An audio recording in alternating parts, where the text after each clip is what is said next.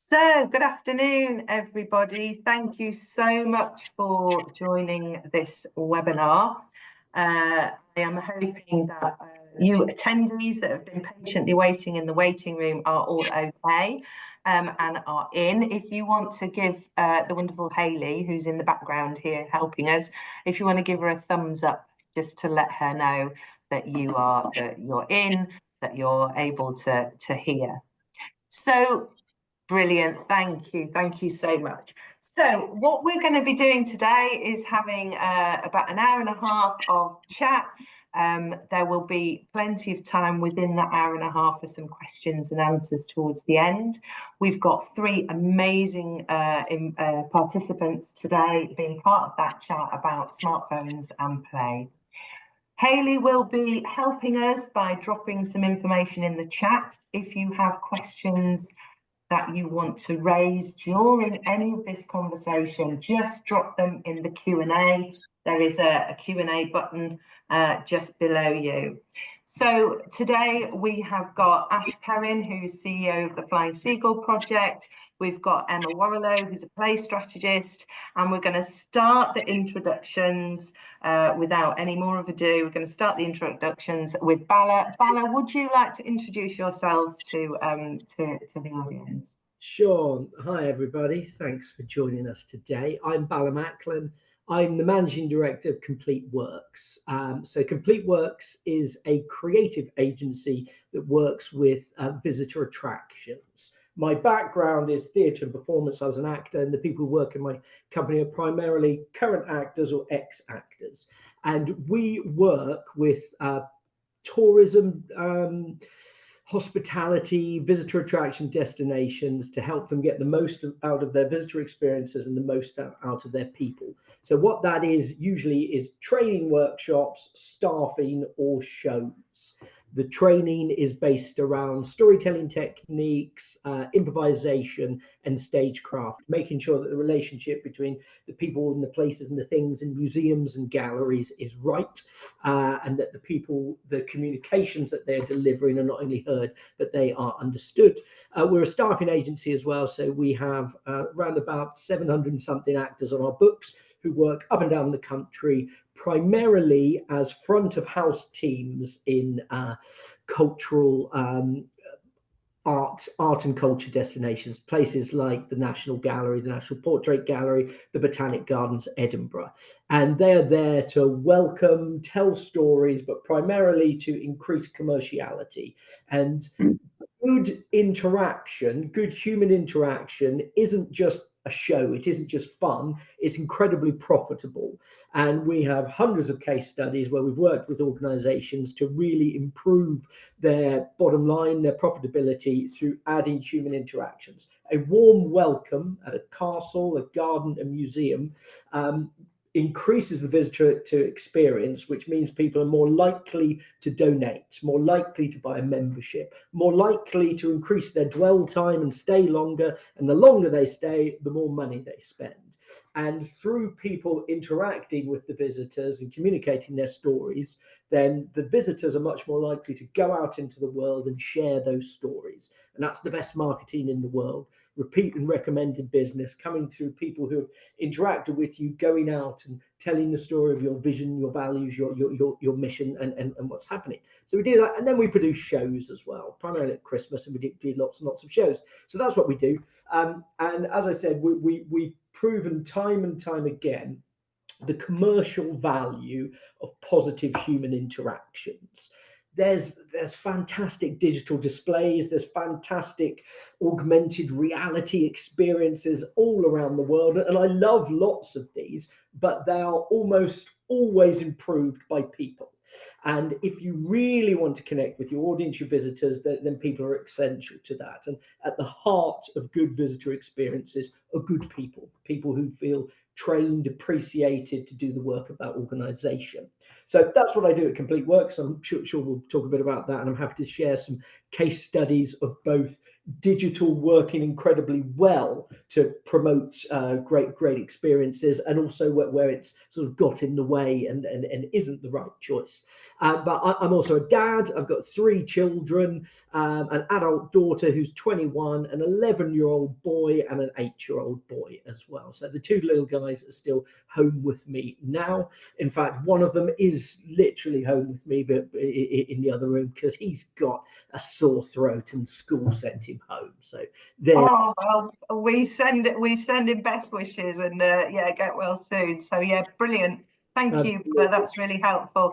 Yeah, so I was just going to say as well, Beth, I'm a dad of 3, but also just point out I live in St Albans, which I'm sure we're going to talk about as well, because St Albans is attempting to be the first smartphone free for under 14 children in the world, and my kids' primary school has been sort of at the forefront of that. So it's a really incredible and interesting place to be in terms of the topic we're talking about today. I'll pass over. I'm also on the board of the Flying Seagull project, so I know Ash very well.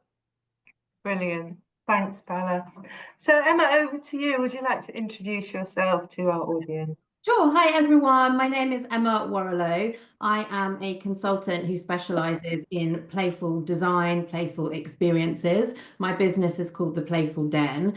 My background is actually in research and doing really deep dive, ethnographic, qualitative, which means getting in there and talking to people, studies globally on what are known as Generation Alpha. So in the world of toys, entertainment, media, pop culture, I'm an expert on Gen A, who are today's under 14. So for 10 years, I ran an agency studying how kids engage with pop culture, and it gave me this quite unique understanding of how they interact with the modern world that we live in. I left that agency a few years ago, and I'm now working more independently to put my knowledge into writing, into content. I talk to parents online through social media. I have a podcast. I write on Substack, and I've also recently just co-founded a toy company for women called Bow Toys. And one of the things that I also talk a lot about is play in adulthood, and how people can kind of reignite their relationship with fun. So my lens is sort of slightly different in that I have really looked under the hood at how organizations, particularly in the entertainment space, communicate with young people, how they connect with them digitally, how they create experiences for them, and understanding why children are attracted to those things, for better and for worse. And yeah, have quite a sort of unique understanding of just the realities of what it is like being a kid, being surrounded by the type of pop culture and media that they are exposed to today. Wonderful, Emma. Thanks for that. Yeah, and you bring a yeah, another very interesting perspective to this conversation about smartphones and about play. So Ash, last but not least, if you would like to introduce yourself to the audience here today. Yeah, so my name's Ash, but most kids around the world know me as Bash, because I founded in 2008, so we're almost 17 years old, an organization called the Flying Seagull Project. And we are focused, and always have been, on the very, very simple mission. We're a charity by registration, but I think underneath that, we've always felt more like a movement. And our movement is that every child everywhere deserves a childhood that features play, joy, friendship, and confidence. So although we do now extensively work across the UK, our primary, or our first focus, and now once again our primary focus, is children around the world who are facing extreme crisis. And that might be, the last 9 years have been a very heavy focus on forced displacement. So families seeking refuge and children seeking refuge, and thus being dubbed refugees. We also work in on the edges of conflict zones where people have fled from that conflict, but they're not going further. They're waiting for the day when they could be able to return home. And our mission is simple. We are strictly not for learning, not for education. We are just for fun. It is for fun's sake. We don't have any expectation. There's no output. There's no measurement. if we get all the kids to choose to join a circle for one day, we consider that a fantastic day. And we see if the next day they might sing a song. So we've actually come from almost like another angle, which is we work in a place where there is a void of play. Forget the risk of smartphones into it. We're talking about the risk of airstrikes or the risk of police brutality. So we work in a place where, you know, children are living their childhoods. They are 3 that 1 year when they're 3, but they're 3 in a refugee camp in Jordan, or they're 3 on a transitory route through Europe. And more recently, which is another thing we won't get onto today, but at some point people will find, is that we worked in Colombia, where the forced displacement is through lack of water. So it's environmental displacement from Venezuela. So my take on play is something that, I mean, we obviously have lots of opinions and thoughts and some experiences around the influence of tech. But for me, it's more about the value of play, or I should say the lack of value of play within what we consider structured or proactive, productive society. You know, we focus on syllabus, or we focus on politics, or we focus on cultural merging and interaction between different groups of people. But within that, one of the final things anyone ever thinks about, especially in the humanitarian sector, is play. And even though there are, and I know we're going to go into this more, but from my world, this is why it's so important. There are things like the UN have a charter of the rights of a child to play. Now, I've met, as an organization, we've met 500,000 children since we founded across 25 countries. So I've seen many of the provisions by, you know, INGOs and UNICEF and people like this. Great idea, great tick box, but then it's just play isn't just 4 hula hoops and a colouring book in a tent. Play is like almost a bit like what Bala was saying.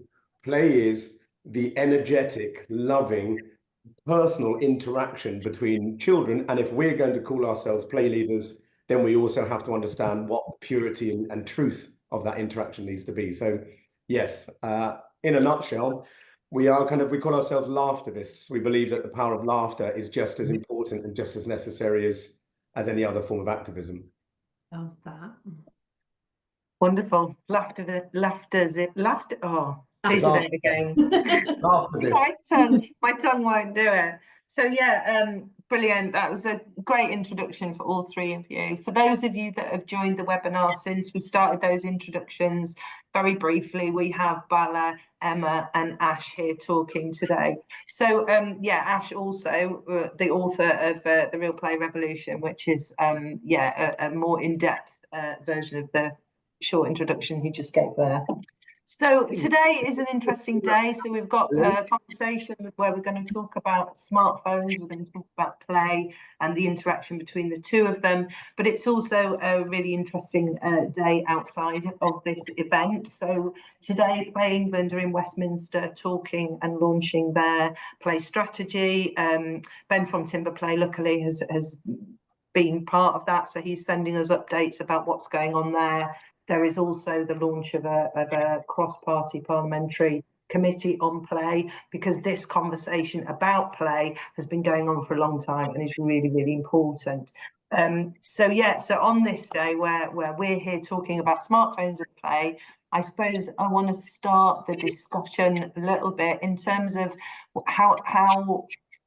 what barriers do we see? So we know that children are getting less free play than they used to. This is from a UK perspective. Obviously, Emma, you come from a global perspective, Ash from an international perspective as well.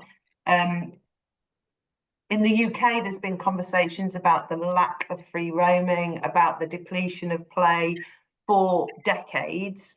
My own journey in play started around the time there was a play strategy in 2008. And I come from a play perspective that's a bit more purist, I suppose, and less digital. But then I had my first smartphone at about 35. So that's you know, I'm not used to it. But yeah, in terms of those barriers to play that we see that are both environmental, where does the digital world, smartphones, screens, where does that fit into this conversation about play being depleted?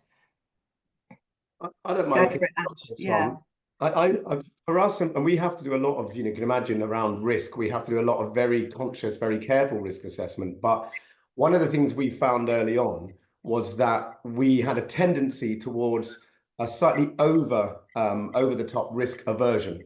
And I think back to my childhood, and I think, I grew up in the rural areas in Bedfordshire. So, I climbed trees. These teeth are fake. I had dings and, falls from trees and stuff. But I think, have to adopt an appropriate risk appetite, is the phrase we use in the Seagulls. It doesn't mean no risk.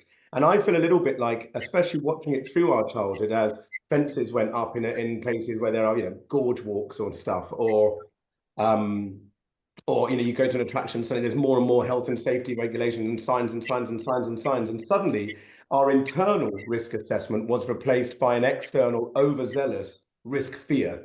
And I think where smartphones plays a part in that is there was, which we now all know is completely the opposite. It felt like, I think, that smartphones was a risk-free place where we can say, hey, kids, just go on this or this computer game or that computer game. And games like Minecraft and Roblox and stuff, they seemed on the surface to not carry risk in the same way that walking down the street would. And after some of the famous, horrifying kidnappings and, some of those children's names who I won't say here to make them flippant, we became aware that children get kidnapped. So smartphones, I think, seemed risk-free and the world seemed more risky, and smartphones and the news and that continuous influx of threat and danger and risk made us retract even more from the open world and focus even more on what we thought was a space that we could monitor and keep safe for our kids. For me, I think smartphones both perpetuated that and offered themselves as an alternative. And I don't just mean smartphones, I also mean the games like that I've mentioned that are included. The danger or the problem is we now see is anything taken to an extreme has a negative and harsh consequence, which the removal of physical play, the removal of internal risk assessment, that terrifying risk aversion. Anybody, what if a kid falls? Okay, so make it safe for them to fall. Don't stop them being able to take that journey. So yeah, from my perspective, on a basis, I feel that that's one of the ways in which we've let it in so fully.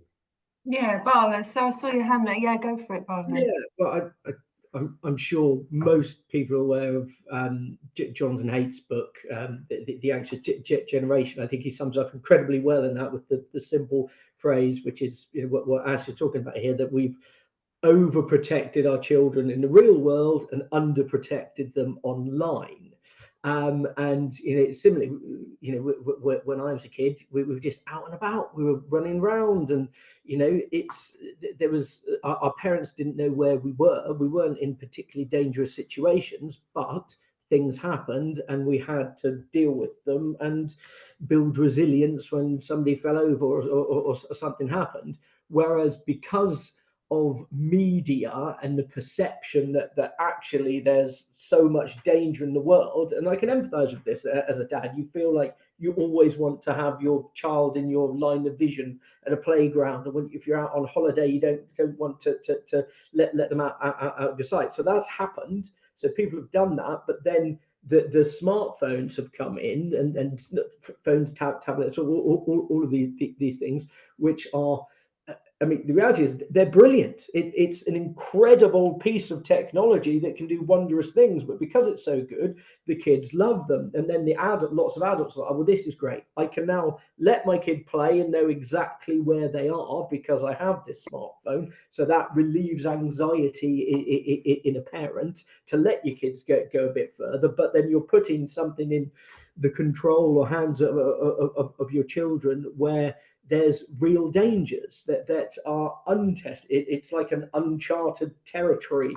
the online world and social media that we are now definitively starting to see the effect on kids because of that. So to answer your question, the phones are brilliant for certain things, but incredibly detrimental to certain other things. And because of them, children are not as wild as they used to be, which isn't building resilience in them, and they are becoming addicted to these things and spending less and less time outside with their friends. I mean, there's crazy statistics. I think it's something like, I think so it's 65% less time nowadays the average child spends than with their friends than only a decade ago.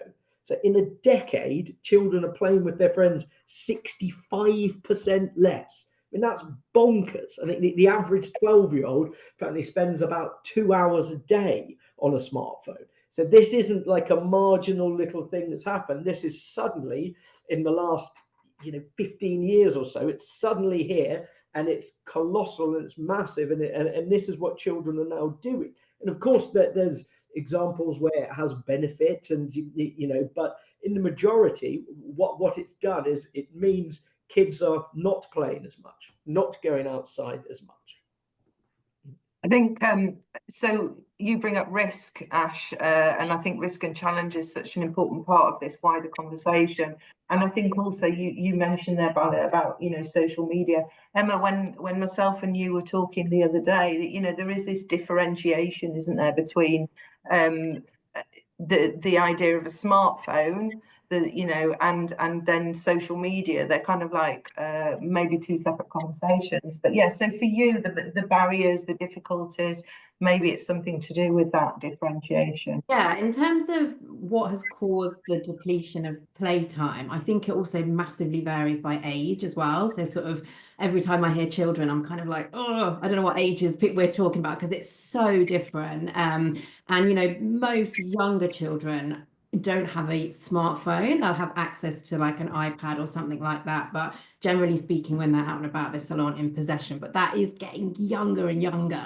I think there are stronger barriers to digital that have affected the barriers to play, and I think digital has become a kind of solution to the depletion of, I think what everyone's talking about here is like unstructured free play out on the streets, out in the park, out in the woods. I think that sounds like what everyone is kind of referring to. And I think children, like anyone, respond to the norms of culture. So when it becomes not normal to go and do that, or when it becomes not a typical activity, i.e. there are no kids on my street playing out, then you kind of, you don't go and do that because the opportunity isn't really there. So the alternative solution to that is playing digital games. In my experience, doing like research with like hundreds and hundreds of kids, if there is an opportunity to go and have fun, to go and kick a football around in the park, to go and hang out with their mates somewhere unstructured, they would always prefer to choose to go and do that. But I think the opportunity isn't always there. And that can be for a variety of reasons. It may be parental fear. It may be lack of safe spaces that make that possible.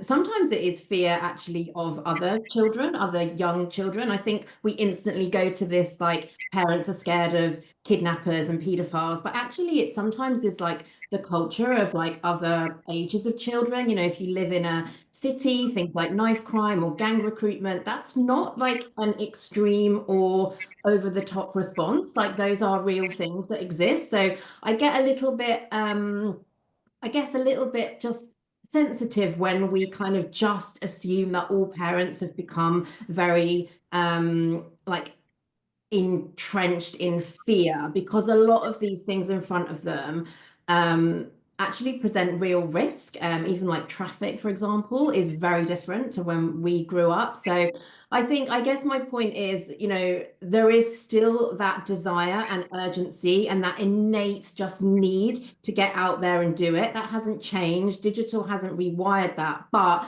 the opportunity does have to be there for the child to go and engage and do that. So I think that's a really interesting take, because I mean, there isn't time in this session to really drill down into this, but even that period of time where everybody was locked down and it was very much encouraged for young people, for adults, for people to connect through digital, to then assume that then that gets forgotten about and we revert back to something as well. I think that modeling is really important that you were talking about. I think we mentioned this on the other day when we were talking.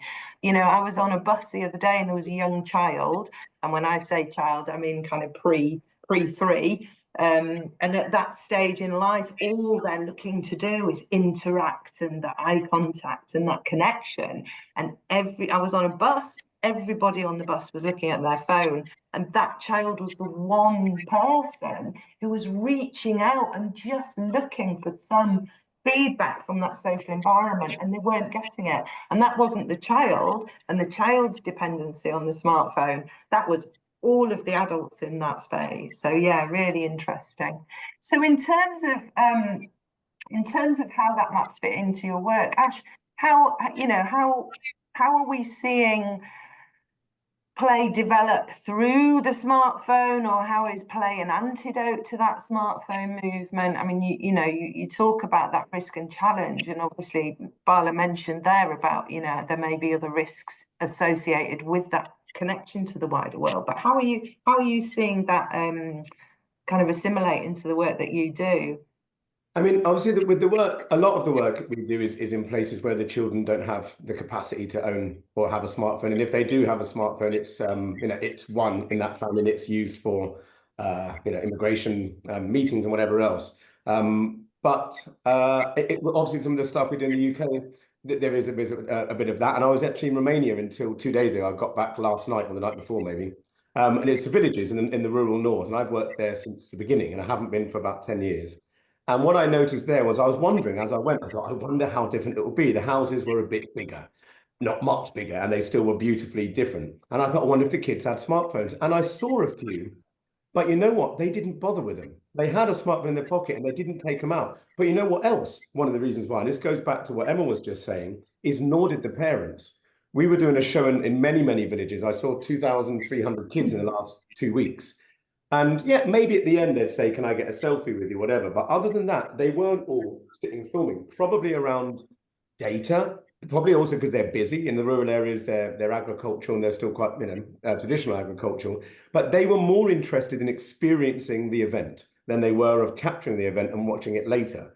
And so I feel like, going back to something Emma said, which I wanted to pick up on, which was around people saying, what's normal. So first of all, I don't blame parents. When I talk about that risk aversion, I think it's much broader. I think it's insurance. I think it's companies worried that somebody might get hurt, blah, blah, blah, blah, blah. Across the board, it is a bit more terrified of consequence, getting sued, whatever.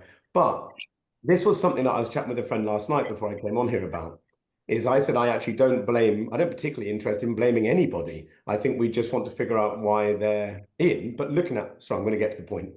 Emma, I do circumnavigate points for a while, but we're on a time limit. Emma said something about what's normal. What is like, if people aren't on the street, you don't in the street. What I see a lot of, and less and less, and the parents are definitely more conscious. And as much as they've always been, parents are just lovingly trying to do the best by what they think is best for their kid. But what I see a lot of is this: guys, off your phones now. Off your phones now. That's it now. Come on, phones. Like, what's normal in a household is everybody holding their phones. So it's not just we can say, kids, put your phones away. If you go outside to play with your kids, I did it last week. I went outside to do some, the local kids were hanging around. So a few of us went out with some circus kit. I took it with me. No reason to. I took it with me and I put it on the side of the seat of the van. I then played the game and it was never more than a meter or two away from me. So I can't, that's for me, is like, I don't know if it's quite answering the question, but I do think there's that. We also need to cherish play, and we also need to recognize our role in it, parent or not. All of us holding a phone, telling a kid to put your phone away, is you're still creating the landscape where you might be watching Netflix on the TV whilst 3 other people in the room, including yourself, are scrolling on something else and someone else is playing a game. We're all creating that as a normal environment or an acceptable and standard environment. So I don't think we can just focus on children of any age, teenage, or what we call 2, 3. I think we also just have to recognize our own thing. And I'm sure the stats have changed. And I'm going to finish after this. I know, Bala, I want to come in on something. A few years ago, I was on a panel with the Global Children's Media Conference. And I was on the panel with the CEO of Minecraft. Needless to say, we didn't end up friends. And there was another person there who was a specialist. So I was one side of the passion. He was one side of the passion. And the specialist just said, at the moment, non-professional based phone use is still predominantly and majoritarily by the adults at home. It is less the children. The children do use them far too much. Like you say, 2 hours a day. Like I'm on my phone, non-work based, for more than that. I know I am. If I'm honest, I doom scroll for more than that. So I think it's looking at not just how play interrupts children's play, but also how it interrupts the adults and the parents' interaction with the children through play. Because we're also carrying that obstacle. Hi guys. Oh wow, you did a really cute thing. Do it again. Like just look, just be. And put these stupid things out the way. They have no place in a playscape. Leave them out, is my opinion. Yeah, I would So- agree. I would agree with that. And because, you know, we all know children mirror and they use us as their blueprint. And a lot of what they are doing in their play, especially when they're like quite young, is reenacting what they see in real life. And what they see is lots of distracted adults on their phone. And I also think that, I mean, I've had experience of this. I have 3 children, 5 to 14. Like, there is nothing more cutting than being told off by your kid for being on your phone. Oh God, it is like, and me and my husband always like ask each other, because I think every generation of parents has some sort of like F up thing that they do to like their generation of kids that they're parenting, and we always like debate like what's ours going to be, and I'm like, hands down it'd be our phones. That's what they'll say. They'll be like, you guys were on your phones filming us all the time. Yeah, so I think you know, it always starts with us. It does, and I think that's a real like thing that we have to look at. Yeah, I agree, and I think that, you know, I was just saying to Hayley before we came on air. Oh, sorry, I'm about to cough. I was just saying to Hayley before we came on air. When I started my journey in play, there was lots of talk about that involvement in green space and the actuality of physical street play and that reduction. But we were always talking about the children and sort of putting that focus on the children. But I didn't see the adults in the green space either. Where were the adults in the park? And I feel like it's a bit the same with the digital. Yeah, Bella. So yeah, I agree that isn't the fault of just parents, and I agree that absolutely parents shouldn't be hypocritical and they should all play a part. But I do think there is blame, and I think government and technology companies have been purposefully designing things that are specifically addictive, that have these, you know, nuances that makes us want to doom scroll, as Ash put it, and so you can't blame the parents for that, but there are almost malicious actors at work trying to get us and our children to do this, and it makes it incredibly hard not to, as an individual, as a parent.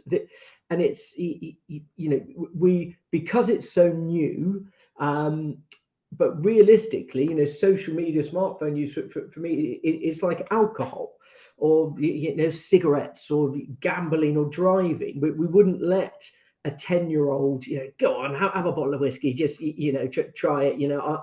And I'm an adult, great, so because I do that, or have a go in my car. We wouldn't do that because, although in the past we did, but, you know, history has taught us the lessons that actually there were certain things that aren't appropriate at certain ages, and social media and smartphones, in my opinion, is one of those things. So that's there, and it makes it incredibly hard when it is legal, when it is encouraged by incredible marketing campaigns, brilliant apps and games that, of course, we as parents and we as adults, and kids love.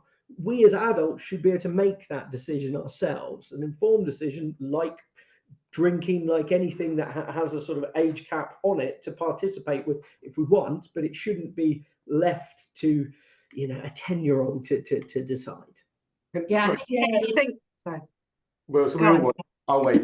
Everyone's like that. Emma. getting into the nuances of, you know, screen time versus what you actually doing on the screen. I think, like, you know, years ago, that was always the focus. How many minutes should my child be allowed per day? It's such an arbitrary number because all screens are not equal. And I think we do have to separate out social media specifically because it's so unique in terms of the negative influences and like how that can affect a developing brain and a time when identity is like so fragile and being formed. There is like all sorts going on there. A smartphone is a very useful device to go out into the world. So there is no way my 14-year-old could live the life he lives without a smartphone. He's a skateboarder. He's on the bus all the time, which he pays for. He's going to new skate spots, which he's using maps for.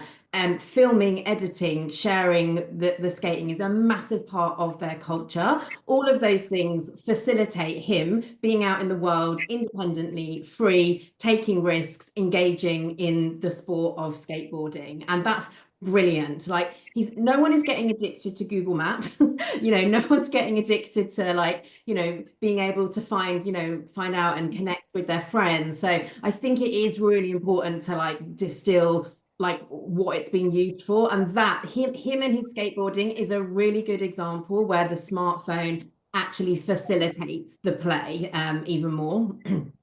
Yeah, I think that's a really important point, that there's a real differentiation between the actual physicality of the smartphone and then the social media. I mean, with the social media, with the doom scrolling, as you say, Ash, Asa Raskin was the guy that invented this process, and he now sort of works very hard to kind of mitigate some of those things, but it's only an aspect of it, isn't it?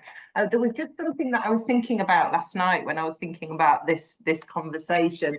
You mentioned kind of risk, Ash, and what I want to do is move forward into thinking about some of the ways that we look at solutions. I know, Bally, you've got a great example from some albums, but I know that each of you has kind of really positive stories about this as well.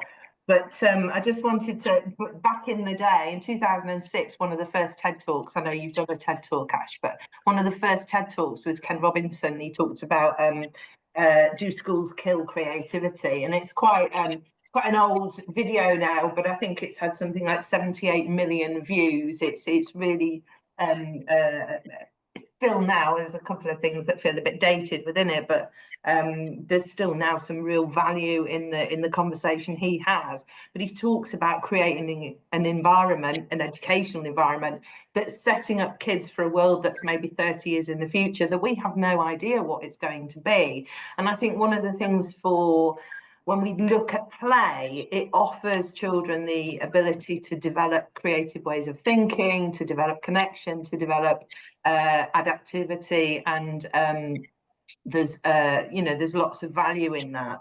But what he talked about was he said that, just in reference to that risk and challenge you were talking about, Ash, he says kids will take a chance. So this is when he's talking about children, this is pre social media. Kids will take a chance. They're not frightened of being wrong, and being wrong isn't the same as being creative. But if you're not prepared to be wrong, then you're not going to be able to develop that creativity. And I think play is one of the areas where it's a really safe space to make mistakes. And I suppose I wonder if there's some relationship between that ability to mess up, to make mistakes within that safety of play, in contrast with maybe those mistakes that might be made on social media, or that kind of more global reach, or that immediacy of being shamed, and shamed is such a sort of big thing. So that risk within the social media area that smartphones offers, being very different to the risk that's available in play. I think, so I wanted to jump in before, but it's good because it ties in also to what you're saying about that positive next step, or what can we do? And there's a couple of comments I saw come up. One of the people that's joined us today are saying that often parents, and adults, but parents don't know, or they don't know how to play, or they're worried, or they're fearful of play. So I'm going to put all of that in one thing and say, for me, it's about confidence. And I work with children who have gone through, literally war zones, not figuratively, but literally war zones. And sometimes their self-esteem, their self-worth, their confidence, and not just, am I nice, am I not, am I handsome? It's, am I able to take on the challenge of joining the circle with kids I don't know? Do I dare go on that tight wire because I'm scared of heights? The tight wire is that high, but it feels like heights. Same for grown-ups, same for adults. Do I dare to be silly, to look silly in front of my kids, or to play a game and not know how to do it? And I know that, one of the things that I work with a lot when I'm with a community, and I'll have the entire community. In Samos Island, I had 200, 300 people came every day, and we had a circus tent, and they came and we did songs and games every morning, circus every afternoon, and community events every evening, disco or cinema or whatever. And it was the confidence that the kids grew in through the play that allowed them to meet the challenge of dancing at the disco, or of coming in and bringing their parents to the cinema. And the first parents that turned up to cinema night were too scared to come in the tent. It's all these play spaces are being blocked, and our development through play is being blocked. But most importantly is because we're losing, and they're not getting the space to earn their confidence. I said that quite in a convoluted way, but I'll give you a better example. Is No, I can't give you an example. I'm just going to keep going on and on about confidence. You've got to learn to problem solve. You've got to learn to challenge. You've got to learn to take it on. Like, they come and they go to the tight wire and they don't dare walk the tight wire. They say, I've never done it before. And I say, shall I tell you a secret? No one's ever done it before until the first time. And they're like, ooh. And then they come and they walk the tight wire and they did the challenge held by me, the play space holder, and they walk off and then they feel they have the confidence to do it. Now, where smartphones comes in, I'm going to loop back to this, is the avatarial option of perfecting your appearance or your person. You can go on and you can change the way your face is. You can put the specific photos that show you a certain way. Now, in skateboarding with Emma's kid, they're celebrating their confidence through this sport. For many, and I see it on social media, I see kids that I know, it doesn't even look like them. They're in a place I've never seen them do something like that, rather than being confident with being them full selves. And in play, you can't hold back. You might think you're going to. I have kids, teenagers come in like this, and they stand there. And I always say to my team when I'm training, if they don't leave, they want to play. If they're standing there, they want in, give them the invitation. By an hour in or by a week in, teenagers who are cool are spinning a plate, shouting, bash, bash, look, look, look. Play allows us to forget the self-assessment and the scrutiny of our outward appearance, because in play, you just find your confidence to experience the activity and the community you're connecting with, your playmates, your friends, your teachers. So I think for parents and for kids, it's confidence that play creates, and it's an excuse, another way to create a fake confidence that sometimes some of those social media elements at least allow the kids to hide behind. If you're being bullied in school, it's horrible. If you've got a phone and you can be a super gamer with a name like Flash Star, then you're cool, but it's not real. And that's the problem, is then we're creating this world where they never need to actually have to fall in love with themselves or find their full selves, because they can exist in this fake world, which is more lonely, no matter how many followers you have, than just having a couple of mates on the block. So I think step forward, encourage people to play. Yes, dare to go wrong, make a safe space, but there is no wrong in play, because there's no win-lose. There's just play. It's not sport, it's play. So I think that's why it's so important that adults get there too. Adults look silly. I wear a top hat and I curl my mustache and I wear stripy socks. So they know I'm not taking myself seriously from the beginning. We're all safe to be Wallies. And that's so vital. And the perfectionist world of the smartphone doesn't allow people to look weird, be weird, dress funny, or not be very attractive on a Monday. And that's a real danger. I think that really speaks to some of the comments that are coming through. I can see you there, Tor. I mean, Tor is part of an organisation up in the northeast. Would you say, Tor? Sorry about that, but she runs an organisation called William's Den, which is a physical space, but it's all about play. It's not about kind of attraction so much, but it's just an incredibly playful environment. And she's saying that sometimes those adults do feel uncomfortable. Just a reminder to people who are attending the webinar, there's an opportunity to put questions in the chat or questions in the Q&A that our wonderful speakers will be addressing in the next sort of 25 minutes or so. So Bala, I didn't want to interrupt you there, sorry.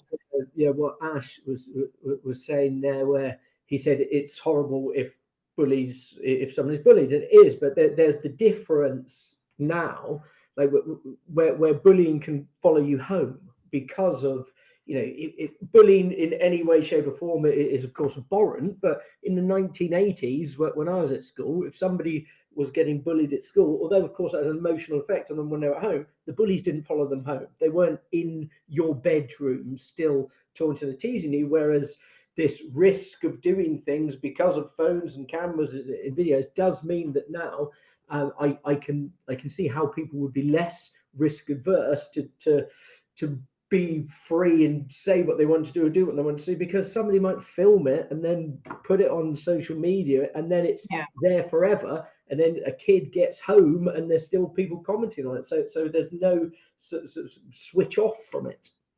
With that in mind, Bala, would you be able to give us a little bit of an introduction, just a kind of overview of what's happening where you are in St Albans, just to give us a bit of an idea about some of those improvements and some of those solutions that people are finding? Yeah, absolutely. So I'm very lucky to. We moved to St Albans 5 years ago. We were in London. We were in sort of quite central London when the pandemic happened. I was in an apartment with my wife and kids. We didn't have a garden at the time, and up until that point, we didn't actually think we needed a garden because we lived, near Brockwell Park. It's a nice area in London. You used to go to the park. Life was sort of good. Then the lockdown came, and we were sort of stuck at home. My wife works in the NHS, so she was going to work, and I was home with the kids. And suddenly, what was, I thought a sort of perfect life of, near a park in London apartment, what wasn't right. So we decided to move. I'm, fortunate that we were able to sell our flat and move to Hertfordshire, and we picked St Albans because it's basically good schools and commuter distance to London. So that's why we ended up there. And then just by sort of luck of the draw, the school, the primary school that my elder son now goes to secondary school, but that they both joined, Cunningham Hill. The head teachers there are fantastic, Matthew Tavender and Justine Elwyn-Clode, who've both been there. I mean, both for one more than 20 years, one almost 20 years. So they've seen generations of kids come through the same primary school, and they have experienced a change. In the last few years, particularly in the last decade, they've seen a difference. They've been in the same town and the same school for decades, and suddenly it's changed. Children's attention spans weren't as good as they used to. Children started saying no to things. They found a way of dealing with that, so they'd offered up some solution to that. What was that, Bala? So the smartphone-free childhood started in I think it was that wasn't in that was another parent in another part of the UK, but early on Matt and Justine sort of got involved in it, and so they started having meetings at the school, inviting parents in, and getting us to agree if we can. It's not a rule, so there's no smartphones at the school. But as the conversation with Emma and Ash were saying earlier, it's not just in one location; it's your whole life. It's when you're at home in the evening on the couch. So they proposed that children shouldn't be given smartphones until they're at least 14, and no social media until they are 16. And so my son Lenny has just started secondary school. So he was sort of about the last year of this. So in his year, in year 6, there were 60 kids, 75% of them had smartphones already. And in that year, there's lots of examples of online bullying. There was a WhatsApp picture. It wasn't sexual in intent, but it was embarrassing, got shared, and there was lots of things happening. So the school really tried to address it and got an agreement. So 75% of Lenny's year had a smartphone. 1 year on, only 12% of the kids now have a smartphone. And this isn't just the school saying, hey, let's get rid of smartphones. It has to be a conversation, a dialogue, a commitment. It has to come at a societal level where we talk about this, we look at the dangers, and we get the school on board, we get the parents on board, but we also get the kids on board. So my son Lenny doesn't have a smartphone. He was one of the 25% in his year, and now in secondary school, I'd say I don't have the statistic there, but he's in probably less than 5% or something. So that's quite an amazing sort of impact there. Emma, I know this is an area that you particularly specialise in terms of your involvement with the, as you say, Gen Alpha. Yeah. I mean, the smartphone free movement is fascinating, and it is causing a real ripple effect. I suppose I feel a little bit uneasy about just like a complete removal of something that is so important to so many children for a variety of endless different reasons, not just going on games and wanting to go on social media. There's loads of different reasons why kids have a phone. So there's 10 years between my youngest and oldest. So I feel like I'm constantly in this study, because a decade is a really long time in terms of changing attitudes and behaviors. And My eldest is 14, so he got a smartphone when he went to school. My daughter, she's now gone to secondary school, and with my daughter, I was much stricter, and I didn't think I was going to get her a smartphone. But in the end, I did, but it's very stripped back. There's no social media, there's no WhatsApp, it's just got maps, photos, music. And I think something that I always like to point out in these conversations is often they're held by adults reflecting on a time that no longer exists and a time that is completely irrelevant and completely unable for kids now to relate to. And I think it's really important that we think about the role of communication and not just like smartphones are bad, this is awful, let's take them away. When I was a kid, I spent hours on the landline and on MSN Messenger. That is how I did all of my communications.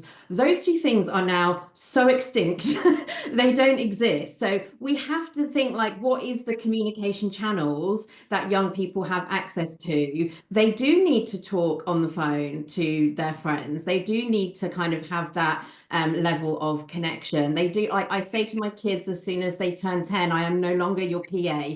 Good luck, like you're sorting out your own social life. How do they do that if they don't communicate? So again, for me, it just comes back to like, what's on it? How is it being used? A phone is a fantastic invention and can be really helpful for the development of social skills. If this conversation was about stripping away social media, 100%, no kid needs to be on that at all. I'm 42, I struggle with it still massively, but I still believe in the form of the phone for some level of communication and kind of like network.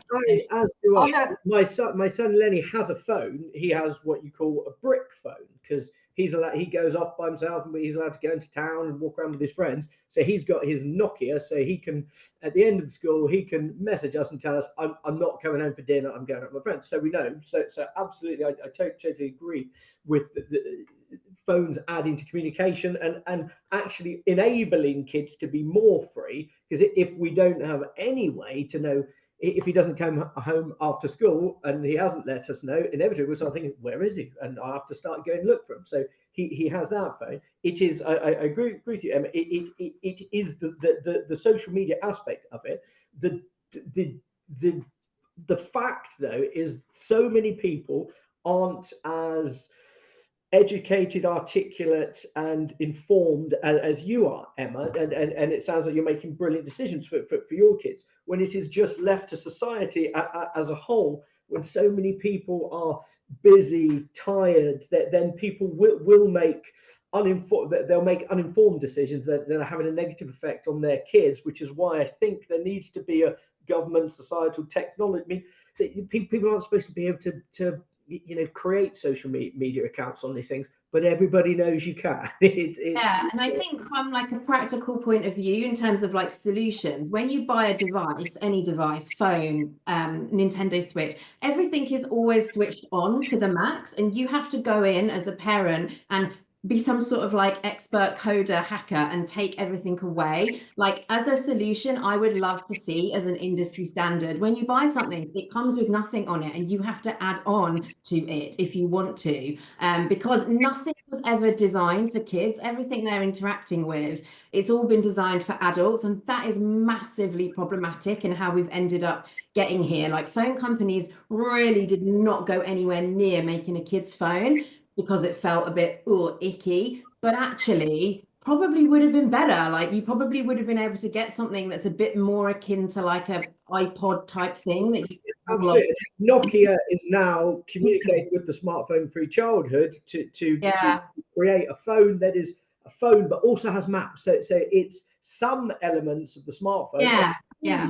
So I think that's a great idea, and I think my own personal anecdote with this, speaking as a 51-year-old woman, is that I remember having a conversation with my grandfather about how I didn't understand why his generation were less media savvy and why cities evacuated when the War of the Worlds was broadcast in America in the 1930s. And he explained to me, well, that's because when we listened to the radio, we had a crystal set and a biscuit tin. So that kind of subtlety And I remember sending my children cute little videos, and they would say to me, "Mum, that's AI." So coming at it from, I didn't have that as I grew up. So my perspective is from the point of view of not having grown up with it. And they're actually already more sophisticated in being able to filter out some of this stuff, which is something else that I think I'm picking up from what you're saying, Emma.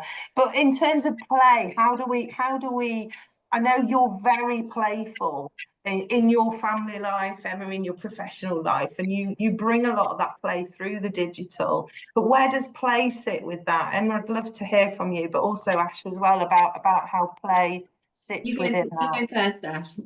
I mean, yeah, I'll be quick on this one, because I think, as I say, I'm not a parent, so I've got the uniquely wonderful perspective of being extremely judgmental without having to answer to anybody. So, what I'm going to say now, all the parents that they're going to go, "Oh, get stuffed. You try it."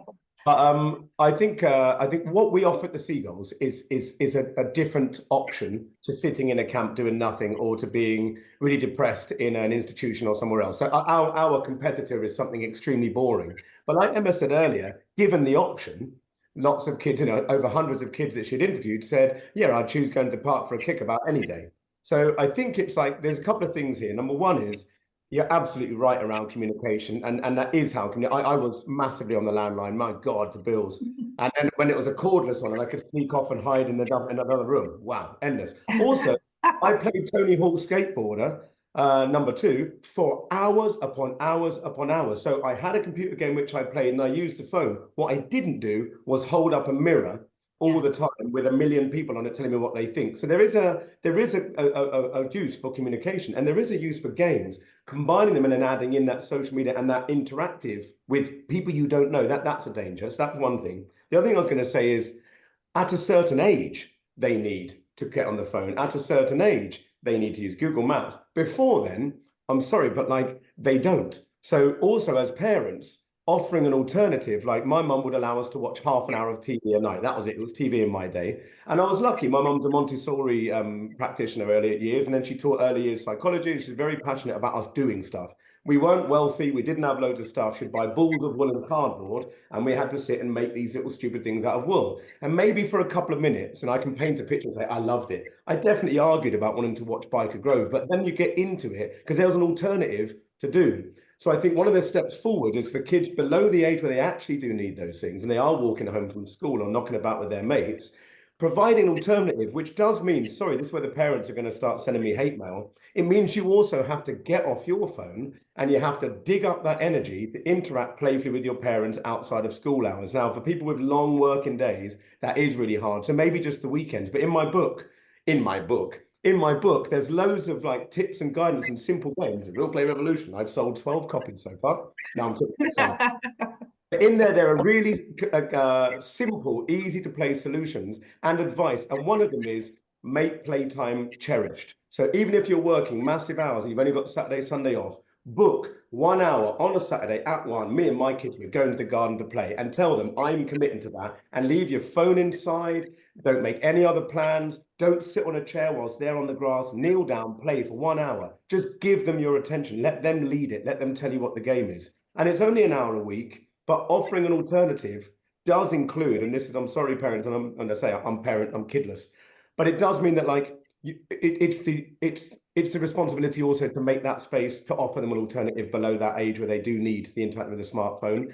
And also, just to say it, there's every time we're looking here, we're not looking at our beautiful, wonderful, amazing kids exploring the world around us. And maybe they might tell you to shove off, because kids tell you to shove off a lot earlier these days. But kids do grow up fast. I've seen last weekend, I'll be really fast. Last week in the Romanian village, I had a beer with a guy, 25 years old, who then said, "You don't remember me." And 12 years ago, he dressed up as a snake in my Jungle Book production. And time goes past. I couldn't believe it. I was like, no way, Cosmin, you are kidding me.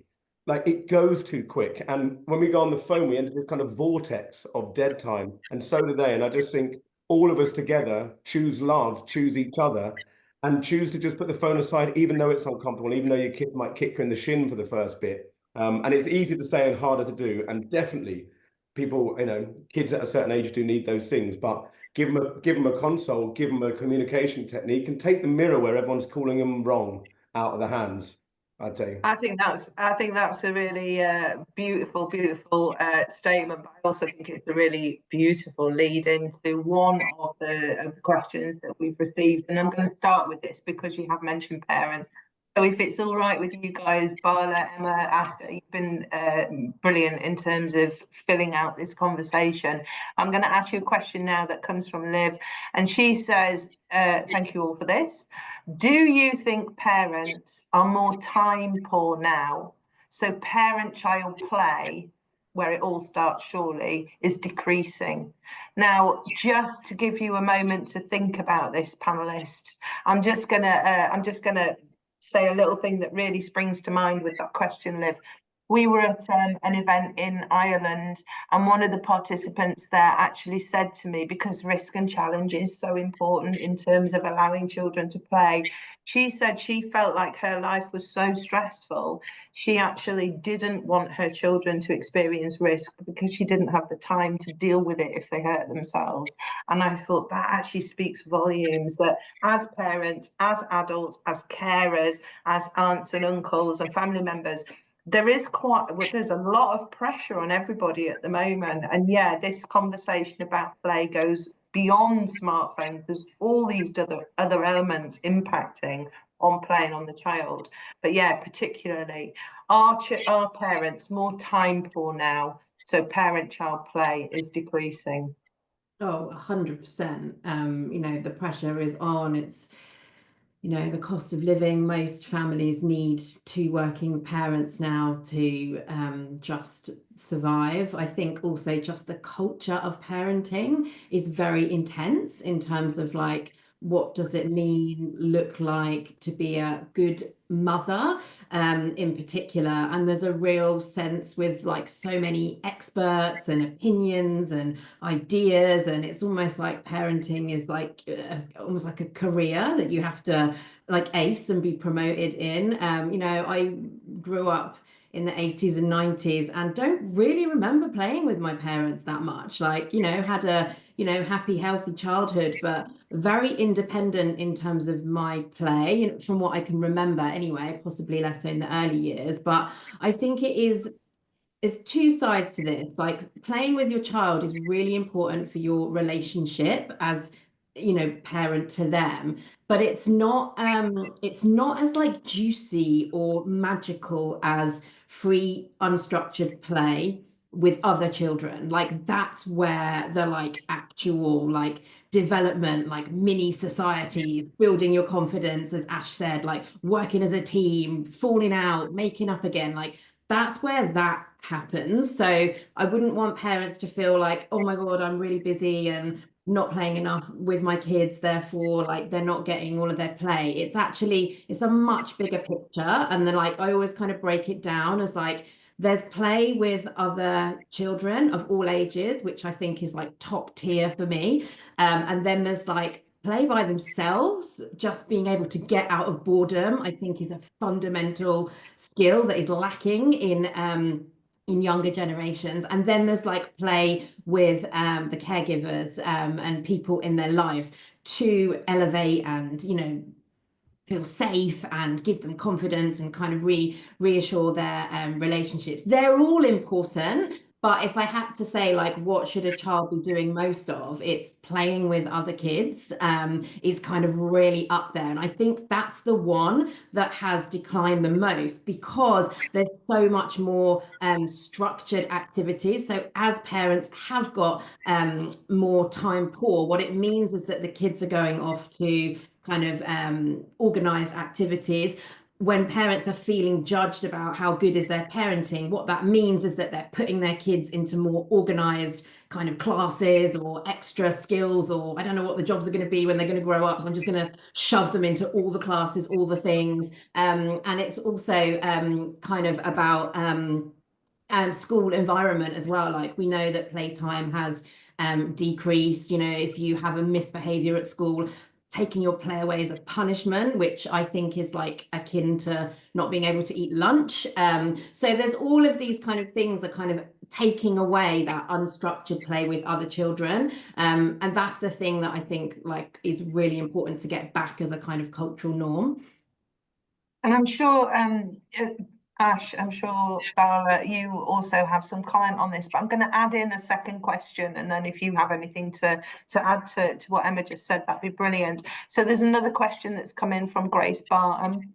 I hope that I'm saying that right, Grace. But she says, what language can we be using to communicate the value of play to parents and caregivers? So it sort of moves on from that question about parents' involvement in play and that time poor parenting. But what language can we use? So, you know, how can we champion? Ash, I'm going to come to you first, but then Bala, if you are happy to comment on this. Yeah, I mean, I wanted to do the whole, silent round of applause for what Emma was saying, because it's like, and I know I just said, spend some time with your kids. There comes definitely, and then there comes a certain point when, without just being set free to go play. I call it like, there's a difference. I have clashed quite often in the environments that I've worked with other more established play structures. So like I said, the child-friendly space, or the blue spots as they call them.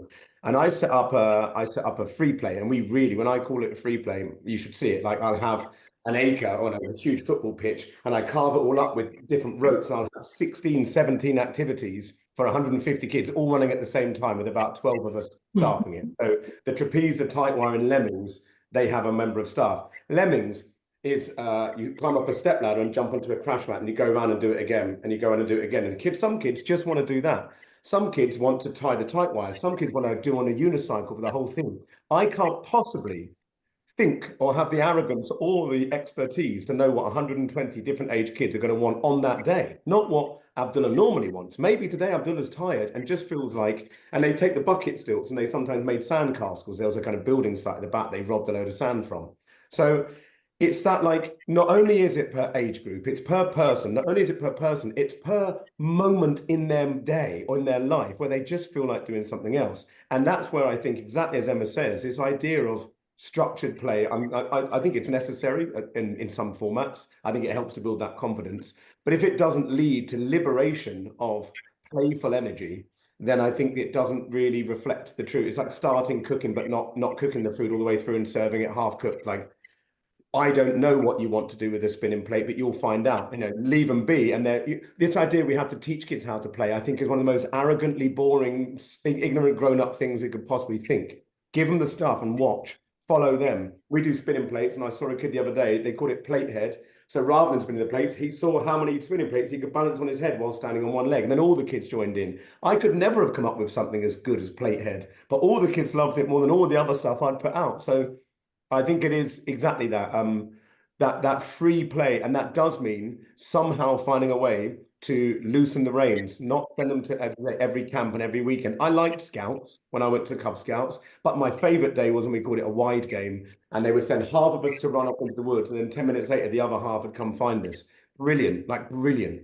So yeah, and I think what Ash is talking about here is sparking play, and what are the right people, places, environments, tools that spark play. And I think that's what we need more of, because I do think like kids now 100% know how to play. It's innate in humans, but they need the invitation, the permission, and the time. So I think in terms of, I've seen some questions come in about, budgets declining on spaces, and does that, yeah, absolutely, because play is so impacted by our environment. So having, someone like Ash show up is like just golden, because that is going to spark platehead or whatever it is. And then, but it's about getting those like right sparks in kind of your local environment. And I think in some places, they're like non-existent in some environments where children spend a lot of time. And it's one of the reasons why they go into open worlds on digital spaces, less so on the phone, more they're going into these open worlds, which don't have rules, don't have structures. They can roam around as a character, build little fires, make whatever they want, turn their imagination into massive worlds, landscapes, fantasy worlds. There's no restrictions there. And that's what they crave and what they want. It's what we used to get from being kids, but it's not what necessarily they get from play in the real world now. It is what the digital world can offer them. I have to chuck one more thing in, then I know Bala is going to have his input too. But Yeah. it's also, for me, play is an energy. People have this misconception that play is sitting in a garden in a circle with a ball or some sort of thing.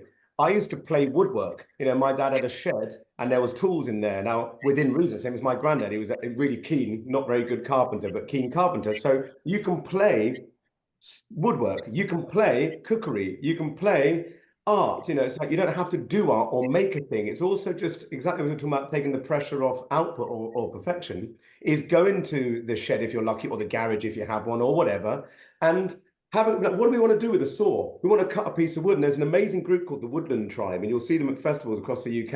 And the first time I saw them blew my mind. It was Green Man Festival, and there's kids go in and they pay £1, 5-year-old kids, and get given a hammer and a nail. I'm like, what? How do they get insurance, is what I thought. And the kids went off and they had a frame for a climbing frame, which the kids then built over the next 3 days. Then they'd have to go back, swap the hammer, take a saw. Now, it's an extreme example, but they have got clearance. The kids have a fantastic, amazing, wonderful time, and they don't have any injuries or anywhere near enough to have stopped them. So play is an energy rather than a specific, you're going to sit here and now play with this. It's the energy that, as you say, is innate in kids. They'll play with anything. They'll, you know, how the cliche of the fridge comes or the Christmas present comes, and they're more interested in what they can make out of the box. That's never changed and never will. That's never been different. We just have this pressure, or the parents have this pressure, to think play is something you have to provide or guide. Play is just something you have to create the space and time for, and it might be with or without you, dependent on your kid's preference. Yeah. Bala. Yes, I mean, we are all sort of singing from the same song sheet here, or preaching from the same playbook, shall I say?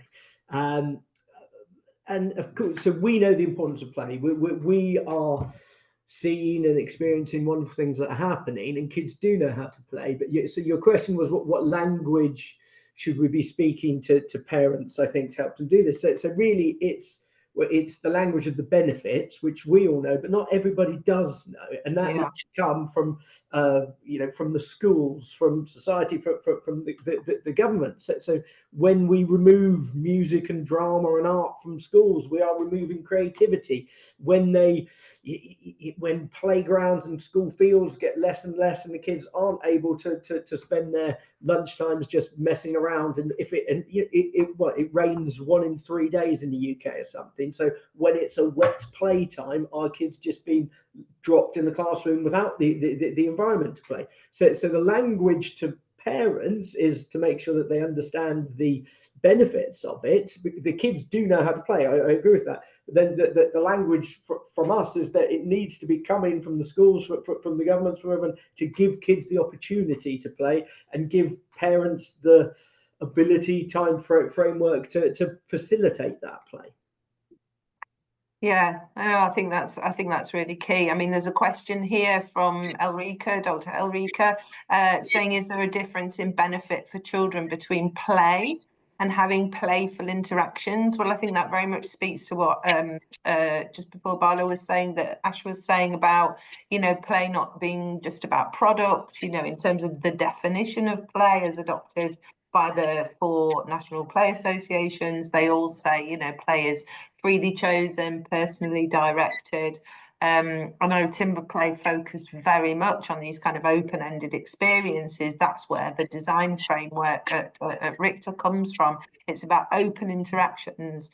And I think, it speaking to Bash rather than Ash, it's like, the whole thing about clowning is disruptive, it's chaotic, it's there's kind of humor and also chaos in there.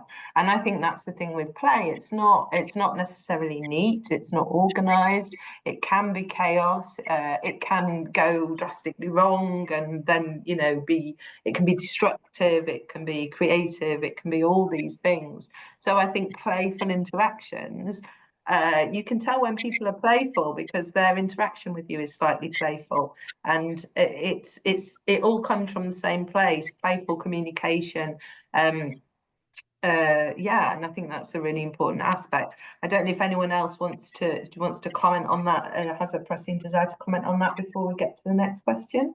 Just for language one very quickly, I'm sure everybody here knows this already, but it's the idea of positive and negative enforcement, and it's something that you know, I'm going out, Mum. Okay, well, don't do this and don't do that, and make sure you're this and make sure you're that, rather than have a great time, be safe. I think positive instruction, negative, and I saw it literally firsthand so many times in the camps where I say, like, we do a tug of war. It's insane. 100 kids, and I've got a 30-meter rope, and I think it's a good idea. It's a terrible idea. I should never do it, but I keep doing it because it's so much fun when it goes right. But if I say don't pick the rope up, they all are already picking it up, and every kid wants to pick the rope up. So I just give them something, not an instruction to do, a playful suggestion to do. So I go, okay, everybody, stand on the rope. So I get them all to stand on the rope, and I go, hands up, shoot.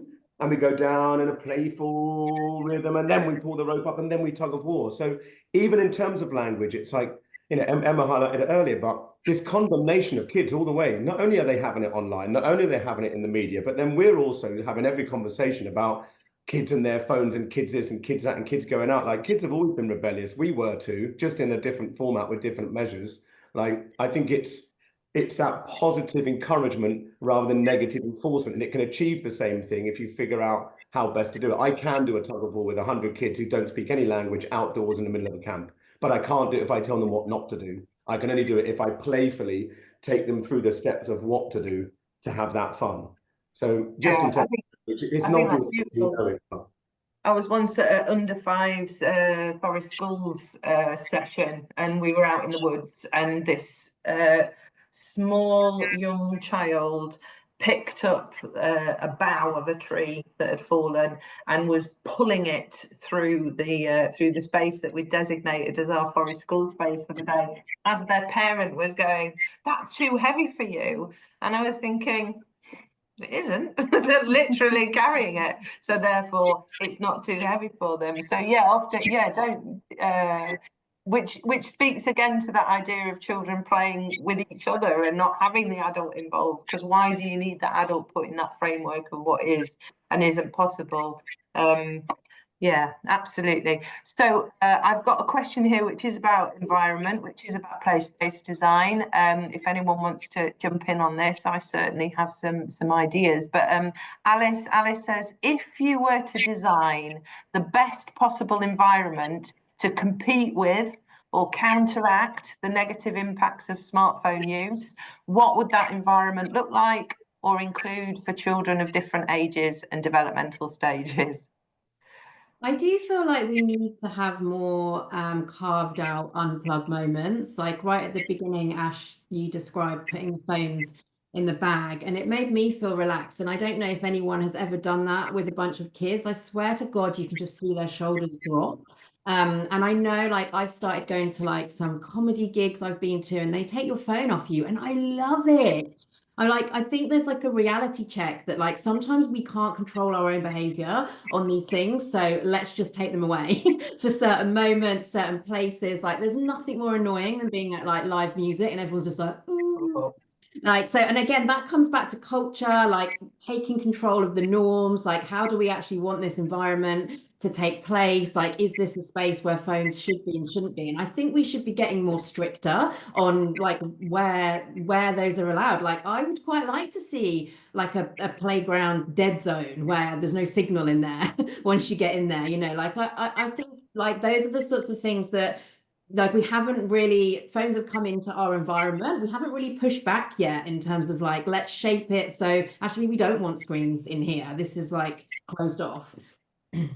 I agree with that. And as Emma says, but it's sort of, it's rules there that's enforcing that, and that's sometimes needed to happen. I think, which is why if we just leave it to the individual, it's very hard for an individual to make that choice. But if the rule is no phones, brilliant. I mean, so my son is in secondary school. His school has yonder pouches, which is great.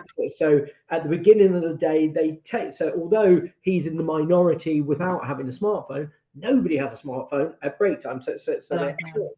But yeah, back to the question of what's the perfect environment. I mean, I think it's almost already been designed. It's nature. It's whether that's the woods, whether that's a lake, whether that's a beach. That's the perfect environment. That, you know, when I, so we always go camping in the summer, and we'll go down to the coast. A rock pool is far more interesting to my 8 and 11-year-old and finding crabs and little fish than anything you can actually design.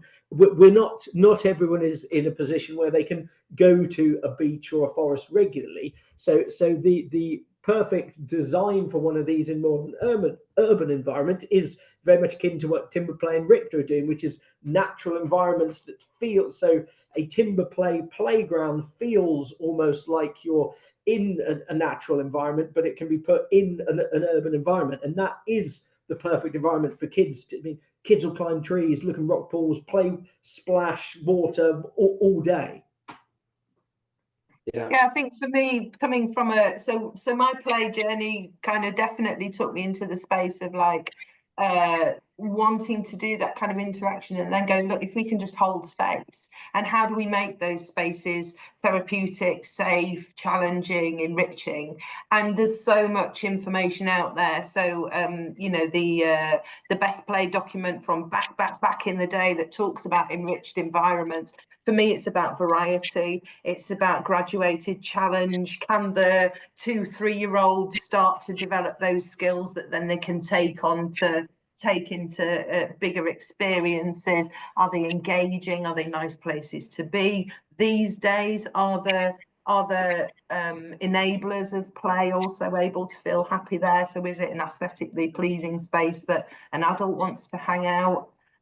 Some of the ways of doing it are really kind of intangible, and it's just through practice and experience, in which case having these kind of conversations, being open to conversations with people who design spaces, is really important.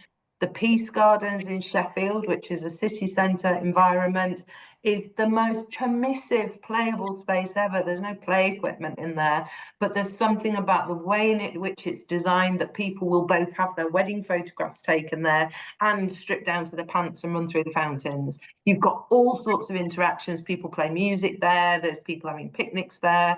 And yet, if you just transpose that behaviour 40 metres to the west, you'd be on a pavement and people wouldn't be behaving that way. So you can design in these opportunities to feel permitted and permissible, to try out things. And I think there's also the political environment. Play is incredibly political, you know, so there's the political environment, there's the policy environment, there's the physical environment. And then also we used to have a lot more enablers, people like Ash. We used to have play rangers, and, you know, we used to have those people out there, and a lot of that has gone. So I think environments can be supported through the social environment, through people accepting and understanding play, and not putting those kind of barriers in place, but also physically those environments that are changeable and enriched and are just really, really valuable. I think it's an incredibly difficult balance to make, and I'd hate to be the person tasked with designing those spaces. But I think one of the most important things that we've learned, I make a space, so there isn't a space. So I build it. I've got a circus tent. It's about 21 meters by 15. I can't leave anything in there overnight at all. So every single day I take every wall, every piece of flooring, every piece of equipment out, and every morning we go and put it all back up again. I just leave the roof. On the piece of land I have, we always attempt, in Samos, for example, is our most successful version. I put a fence all the way around, which I painted very nice, white picket fence, and I put a sign on the front in every language saying, this is a play conservation area. All adults must be accompanied by an irresponsible child, in every language. The adults weren't allowed in unless they came in with a playful kid. Phones weren't allowed. We didn't have it in there, and the fences stayed up. And what my point is that every day, and when I do training sometimes with my team, they say, "What are we going to do tomorrow?" And I'll say, "It depends on the weather." And people think I'm just being a jerk, but it depends on the weather. If it's been windy and the kids are sleeping in tents, I'll have to do something else. If it's sunny, something else. But getting to the point about the space is because I've just got a shell of a tent and a white fence and a sign. They know that space there is a play space. What's in there will depend on what they feel like, what they look like, how it works that day. And I'll have my basic activities I put out, and I'll see if they're not interested in that day. I'll go, okay, lose that phase 2. Phase 2 is higher challenge, trapeze, unicycles, tight wires. And so you know, I allow the space to morph, and it's different every time we set up. You know, I've got 20 pieces of equipment. You can't have infinite different types of things to do. But I think as any space, no matter how it's built, exactly as you said about the place in Sheffield, I know those guys, but yeah, they're flipping amazing, is that the space must be flexible and adaptive to the preferences in the moment of that unique child's unique personality in that moment of expression. And that personality is so relevant. It's not where you should be or what you should want or what people in inner cities want. There'll be trends, but I think the space must be malleable in the hands of the kids that are going to play there and the people that are going to participate in it.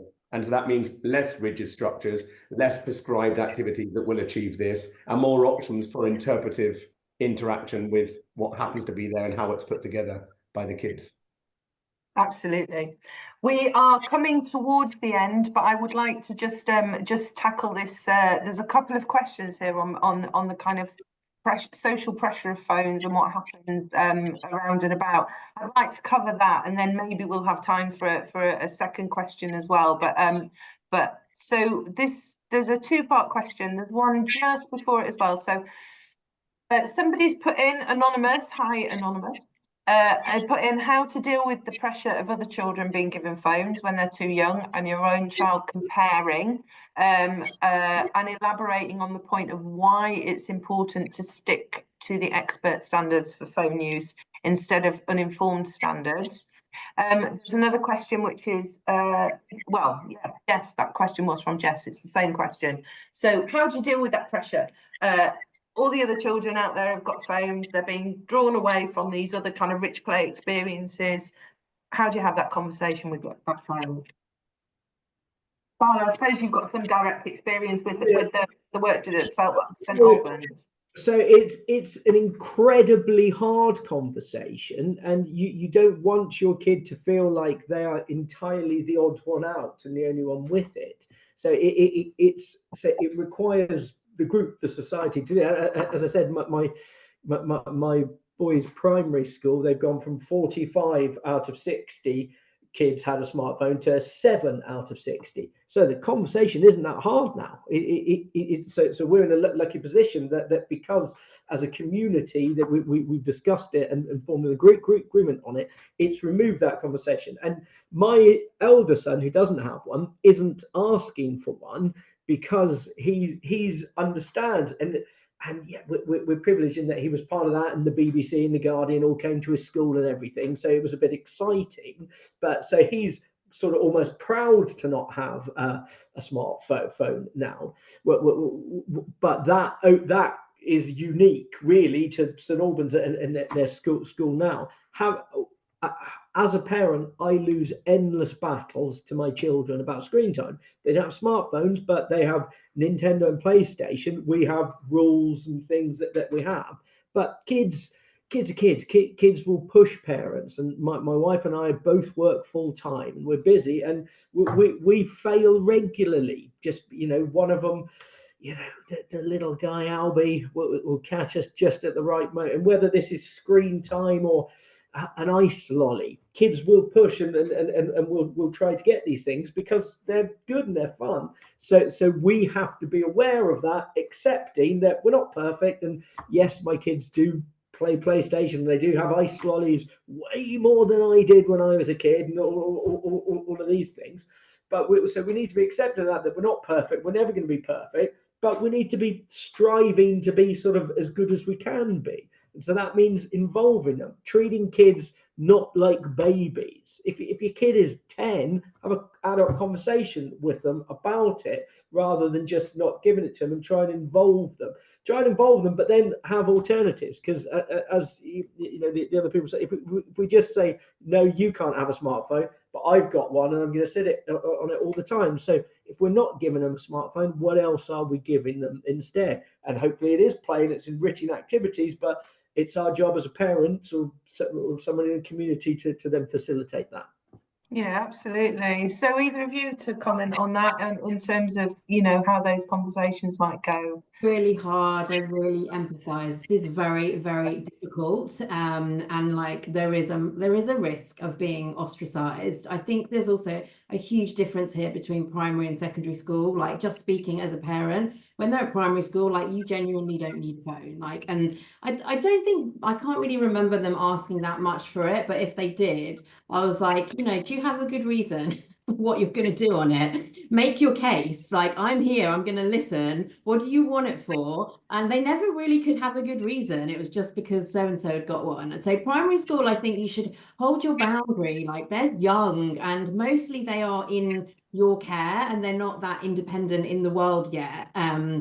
I think with secondary school, it is really different. And like 11 plus is a massive time of social development where their relationships are getting much more sophisticated. Their friendships are becoming so important. They need to practice their communication skills. The sense of fitting in is very primal and wanting to be part of the group. And I think there is a shift in needs there. So I don't know, like, I don't know if this is a good parenting tip, but I basically told my daughter she wasn't going to get a phone when she went to secondary school.